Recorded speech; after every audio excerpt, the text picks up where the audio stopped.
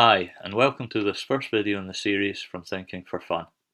In this session, we are going to look at the definition for the different types of numbers there are, as an understanding of this is required in future sessions. In other words, although it is not that exciting, bear with me as it is useful to know. So without delay, let's begin. The first type of numbers to consider are the natural numbers.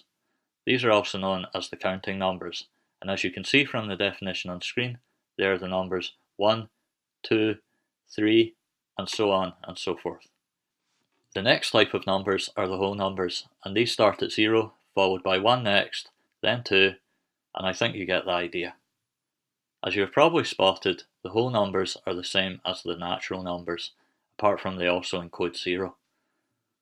The diagram on the right illustrates that the whole numbers contains all the natural numbers, and it will hopefully help illustrate how the other number sets are related as we go through them.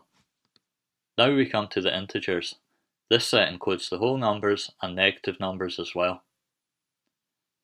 Rational numbers are the set that contain all numbers that can be expressed in the form of a fraction, as shown on screen as a over b, where a and b are integers, with the exception that b is not allowed to equal 0.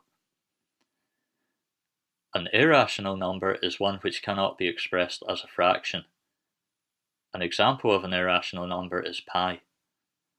The square root of 2 is also irrational, but the square root of 16 is not, as this can be expressed as the fraction 4 over 1. Finally, the last type of number to consider is those that belong to the set of real numbers, which is made up of all the rational and irrational numbers.